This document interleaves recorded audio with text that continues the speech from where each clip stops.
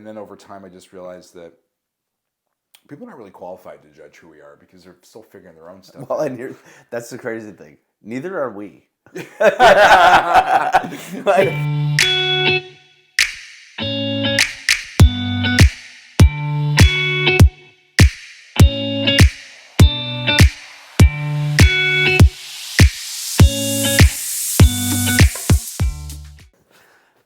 Welcome to Black Sheep Thinking's fourth podcast. We are going to discuss today about not enoughness.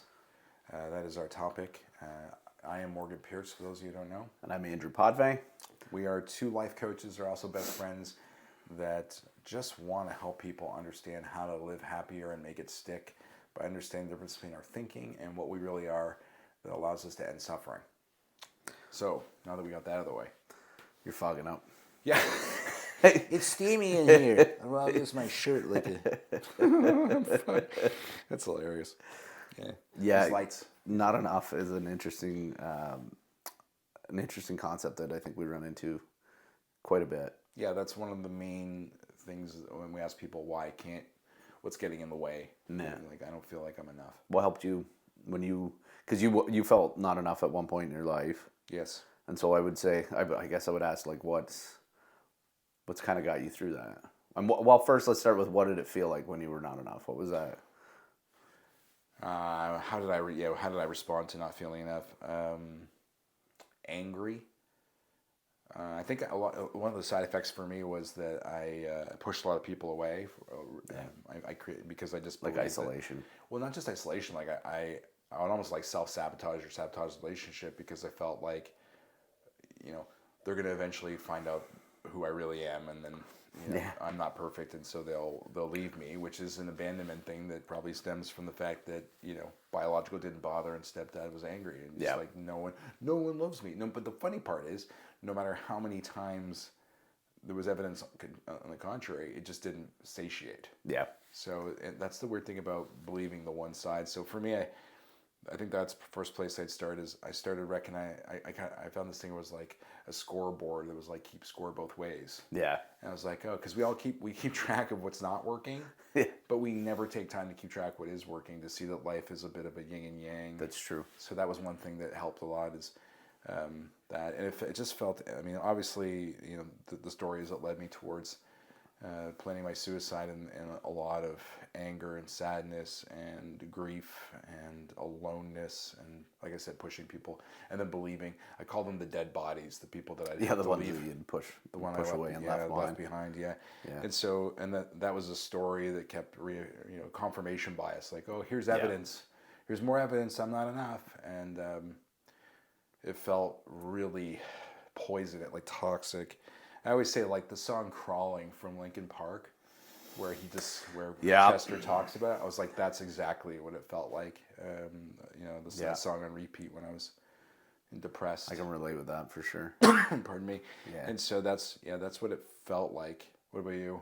For me, it was very much that same idea. Physically, it was like a pit of the stomach, just like somebody's gonna figure out who I am at some point. I masked it a lot. That's when I turned to drugs. Self-medicating. I'd self-medicated. I just wanted to constantly be high or drunk and, escaping this reality because, the fear of if I'm just me, people are going to see me for who I am and realize that I'm not enough. Yeah, that's tough.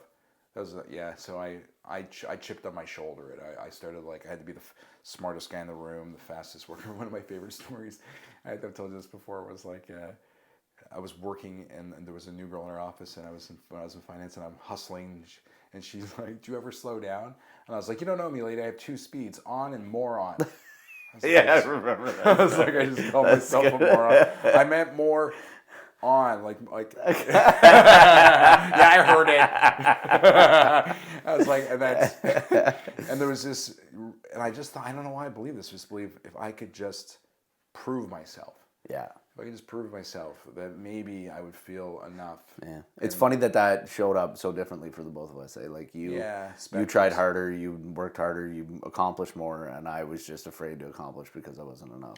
I hear that's. I think it's awesome that part of our journey is that and I meet this with clients. It's like they have separate experiences, but we end up in the same place.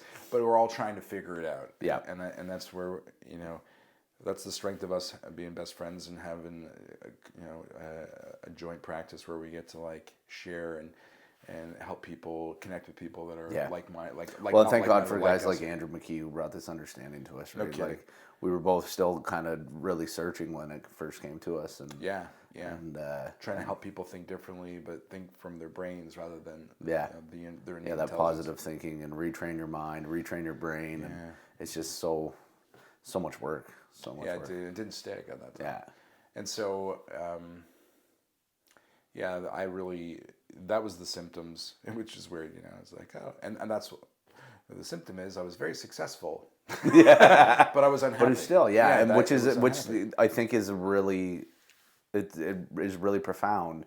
That no matter it speaks to no matter how much you get on the outside, there that feeling of not enoughness is still going to exist if you believe you're not enough. Yeah, it's if true. you carry that belief of me being not enough, and so then it comes down to like proving. How do you prove that you're enough? Yeah, exactly. Yeah, I love. We were talking about this about the quote about I don't know who discovered water, but I know it probably wasn't a fish. Yeah. And I always think there's lots of that's a great quote for a lot of different things, but I always think you can be completely surrounded by proof. Yeah.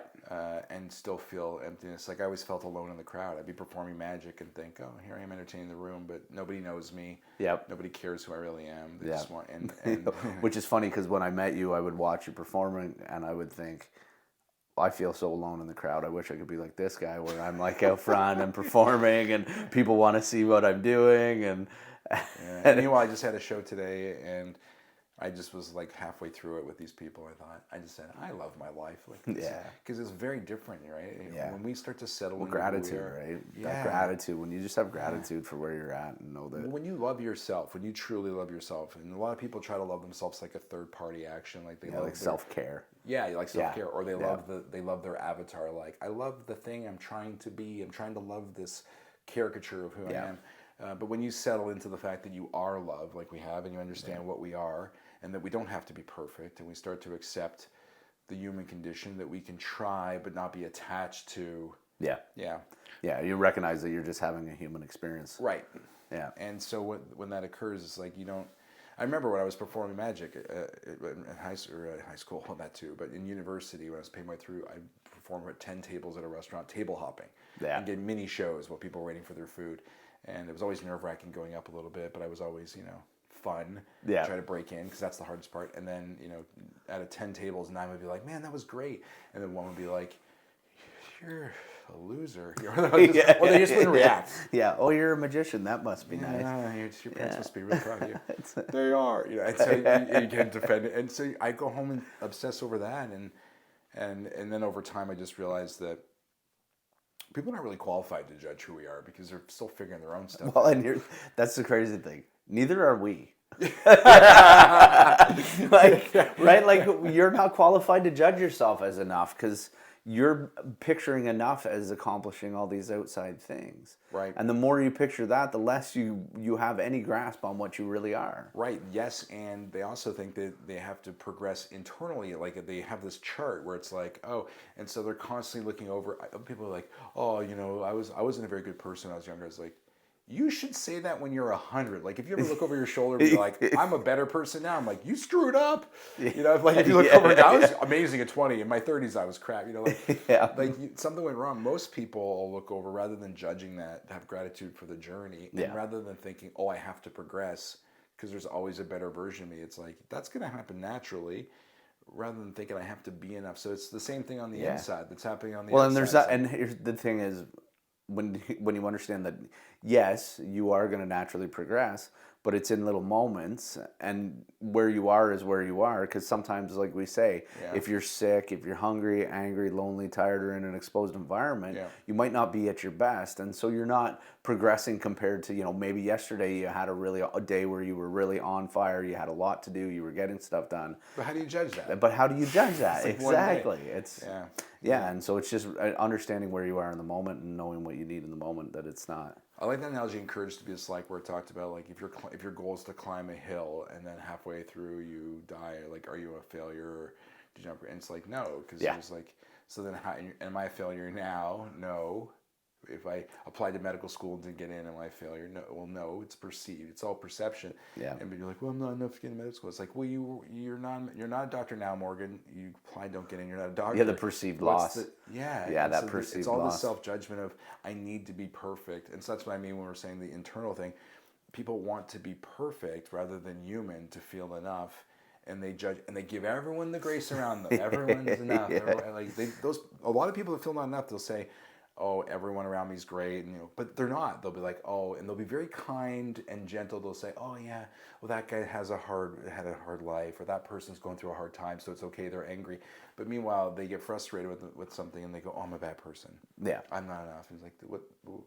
Yeah. So if most of people gave themselves the grace, same and that was one grace. thing I cared when I gave myself the grace to be like, oh, I don't need to be the best. Yep. I just can be good, and good is great. Yeah. Because it is. It is. It is. It's a It is. marathon. It's a It is. marathon. And I always go back to my intent. If someone's mad at me, or something's occurred, or I've made a mistake, it's like, was I being negligent? Was I being selfish? It's like, no. If I was like, I really love them, or I was doing my very best, well then great. Your best doesn't need to be a 10 out of 10. Some days, your best. There are days where we're tired or we've had a long week and we're frustrated with how things have gone. It's like our best is a 6 out of 10. That's amazing because you could easily make it a 2, but you're making it a 6. And then another day you do have a 10 out of 10 or even a 12 out of 10. You're like, this is a better day. But I don't see it as good or bad anymore, like these waves, because that comes from judgment, which is part of the problem we experience with not enoughness. It's like, oh, I'm not enough. It's like, well, how? Again, you said, how do you know? Yeah. How do you know you're not enough? Yep. And it's like that story with that close person in my life that came to me saying, I'm just frustrated because I don't think I'm enough. And it's like, oh, okay. Yeah. Explain to me. Yeah. How do you know? Like, if you're not enough, and I said, do you think I'm enough? Yes. And I gave them a bunch of criteria of if I lost an arm or I went broke or you'd be enough. I'm like, okay. Well, then I don't want to be the king of enough by myself. I want to join you. How do I become not enough? And the most common answers. Tell yourself you're not enough. I tell myself I'm not enough. It's like, okay, enough. Fail enough times. Yeah. Mess up. Screw up. Be mean to somebody. Hurt someone's feelings. I'm not perfect, or the way someone has treated me, or it's because of my past that someone treated me as not enough. And so there's two things. Well, I never told you this before. I don't think it's like. So someone will say, "Oh, someone hurt my feelings." Yeah. That's one of them. Someone hurt my feelings, or like usually a parent or an important close. And I say, "Great." So when you're a kid, say your dad. For me, my dad was really mean to me. I'm like, okay. And then that's why you're a mean person and you don't feel enough because your dad was mean and then you became mean. Like, yeah. How many people did you have around you as a kid? Was it just your dad? Oh no, it was like, all my family and I had friends and it's like, okay, so you had like how many people as a kid? Teachers that were role models, friends, family members, friends, whatever. Yep. How many people? All these other people telling you they'll you're say wonderful, like 400, you're great. 500,000, some people 1,000. Like, okay, so you had 999 people that were amazing, but this is the dude that you. This is the one you've you've decided. after This is the one you've decided I want to be like That's this the guy. influential one. I want to be Yeah. your dad. He sounds like he's very powerful, and so, but it just becomes a story of like, and I think a lot of people feel not enough to prove to that person like, you hurt me so bad, I'm going to destroy my life, or I'm going to feel bad about myself. And then of course the other thing is they tell themselves that, but we know. With all this positive psychology stuff that we think doesn't stick, and all the self-help, well, if the solution to not enoughness and you telling yourself you're not enough was just telling yourself enough, then that should work. Yeah. And if you're telling I tell myself I'm not enough, so that's why I'm not enough. Well, it doesn't work the other way. So there's no. Why does that stick? Again, why does the negativity stick? And I think it really comes down to a belief system, for a number of reasons for different people. But a belief is, if I feel like I'm not that being enough, they're afraid to be arrogant. Yeah. Is that something you faced? Is that you're afraid that if you felt confident that you would become? Yes. Did that happen for you? Yeah. No. Oh, it did for me. It did for you because I never really. So I shouldn't say that. Yes, it has in moments. There are people that have said to me, "Well, you seem very arrogant. You seem very full of yourself." Okay. But I think, for sure, it was the opposite extreme, right? But it was, like you say, it was the opposite extreme for you because you got that chip on your shoulder. Yeah, that was my motivator of like the people who didn't believe in me. Yeah. I had to I felt like I had to block it all out. And it was kind of like the Kanye West syndrome. It was like, I'll use my arrogance as fuel. Yeah. I'll use, if you didn't believe in me. And so, yeah, that was, Yeah, that was horrible. It was a horrible Which is time. funny because when we became friends, I looked at you as like this really successful guy who Yeah, like had it all really together. successful. Yeah. Yeah. Well, I mean, compare when I was Yeah, comparing to yeah, myself. yeah. And in the past, I would have never really approached or thought I could have a friendship with somebody who was living that kind of life. Well, I'm You glad, know, I glad was- the bar was a lot lower Yeah. than I realized. you know, but with Grace, because you've just shown me so well what unconditional love is, man, and, Oh, you like too. building this friendship Thank you, has you too. been the joy of my life. Oh, thanks, man. You too. Yeah. Happy. I mean, next to having kids, next to Oh my yeah, kids. that, yeah, Next to yeah, my yeah. kids. No, man, like it's so true. The unconditional love of our friendship, and the fact that we get to share this journey, and that we're sharing this with people, it means a lot to me. And I'm very lucky because we've been there through hard times for each other and helped each other remind ourselves of what we value and what the truth is, rather than when the mind comes too powerful. And yeah, you kind of met me at the tail end of coming out of, you know, it was kind of the aftermath of Yeah. that when I left, when I was starting to leave finance. And Yeah, because you were just getting I was Black just- Sheep thinking back yeah. up and going, right? Yeah, when it got taken away from the company and they said, you can't do this and that. And we're like, and the sadness of loss. And I'm like, oh yeah, I guess I'm sad because I actually want to do this. Yeah. Yeah, which I'm really glad you did, man. Me too. It's been really a glad game you did. changer, and the things we get to witness in people. And so the not enough piece in ourselves, you know, it heals really quickly when you realize there's no category. Like if you don't feel enough now, you never will be enough. There's no accomplishment, good or bad. There's no validation. If finally my dad said he loved me, I'll feel enough. I mean, even when I got assaulted by those boys, and then I ran into one of the guys, and his life went awry. Yep. And I thought that was like what you wish when you're a kid. You're like, oh, I hope they get their, what do they call it again? The karma. The karma, they get what they they would deserve. Yeah, they get what they Yeah. deserve, and then you meet them and they did, and you're like, that doesn't doesn't feel like I feel thought it good. would. Yeah, you don't want revenge isn't good. You know, it's funny actually when you brought up if my dad just loved me enough. I had a really, in my early 20s, actually it was probably late teens. It was just after my daughter was born. And my dad and I kind of had that struggling relationship when I was a kid where we didn't really spend a lot of time together. He wasn't really in my life a whole lot. We had a really cool moment after my daughter was born where we had a conversation and he said, you know, I may have messed up in the past, but I really want to make sure I'm here. I want to be a good grandfather. And we healed things. We had a really good conversation. And that feeling of not enoughness still stuck around after that. You know, so to have that story of like, if only my dad would love me, I would feel, you know, it's still putting it outside of yourself. And it wasn't until I learned to really love myself Yes. that I started to realize that I am enough exactly as I am. And I don't need to accomplish anything. Nobody else's love is going to be enough for me to feel that feeling of enoughness. Yeah, that reminds me of something that's such a beautiful story. Because that was the first thing that Andrew McKee taught me, was like, the only relationship that matters is the one you have with yourself. Mm-hmm. And that you can, it doesn't matter how you get to show up, how you decide, but sometimes people are like, well, I need people to love me to feel enough. But I'm like, well, but people love me. And it goes back to that thing. How many people do you know? Bunch. How many more do you need? Yeah. One. And so, but they'll believe that if they could get love from somebody, I'm like, okay. And so I kind of talk about the ventilator thing, where it's like if you had a ventilator that was designed just for you, and that was the only way we could breathe, like the Lorax, right? All trees are cut down, and we're trying to oxygenate. You know, who would you give it to if it was formulated just for you? Who would you give it to so that you can get your next breath, knowing that it might last a minute or an hour or a day or whatever, depending on your blah blah blah, all this stuff, metabolism, and whatever you're doing. And they went, okay, well, I give it to my husband, or I give it to give it to my best friend. Yeah, I'm like, well, where are they right now? You need it right now. Yeah. We have to call them. If your alarm went off and it's like, you need air immediately, you're like, oh God, they're in Mexico. Yeah, even if they were Ship if they were just across the street. Yeah, imagine even then. running. Yeah, and so they were like, oh, I guess it would just be me. I'm like, that's what love is, to feel enough. You are the only one who knows how much you need, when you need it, and why you need it. And the moment you can own that love is acceptance, and you're accepting yourself for who you are, that is what enough is. Yeah. Enough is acceptance. Yeah. If I don't need more, that's enough. Have you had enough food? No, I don't need more. I've had sufficient. That's enough. Yeah.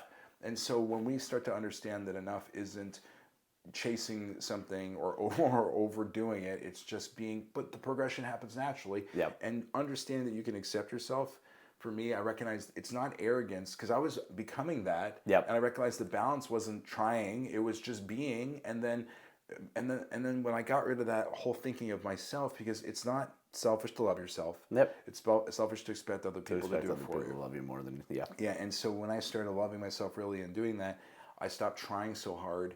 And then all of a sudden, people did love me. It was weird because they didn't need as much, but it was because I didn't think of me. Yeah. I Well, and I think focused that's on what it them. comes I was down to, where they focused on don't feel them. that neediness from you, and I think that neediness really repels people, right? It does. Yeah. They sense it because you're taking. Yeah. And we think the most selfish thing you can do in a conversation, because people believe they're unselfish, but I think that most people are so concerned with the concept of who they are, they don't realize that that is selfish. Yeah. You're thinking of you're literally thinking of yourself in the conversation, Yeah. and that's one thing we don't do anymore. I notice is that we never. I don't ever remember a time where you really had that issue, but you don't think of yourself in the conversation. You just have a conversation and you see the other person. Yeah. And that's why I think that was the first thing we learned in coaching is the moment you consider yourself in the conversation, you're a bad coach. Yep. You're a bad Yeah, coach. it's You're true. And all you helped me evidence. realize that with a lot of the times, like when I first started coaching, I first started trying to get clients, and you were like, how much were you worrying about yourself? And then I Right. realized, oh yeah, right. And so you come across as that needy, as I want something from you, and Yeah. it's the second you let I that want to go. look as a good coach. I want to do a good job. I want Yeah. to take care of you, rather than who cares if I'm a good Yeah, coach? what do you does that need? even What do you mean? need right now? What's a bad coach? What's a good, Yeah. Who cares? None of it. Yeah. What do you need? Where are you?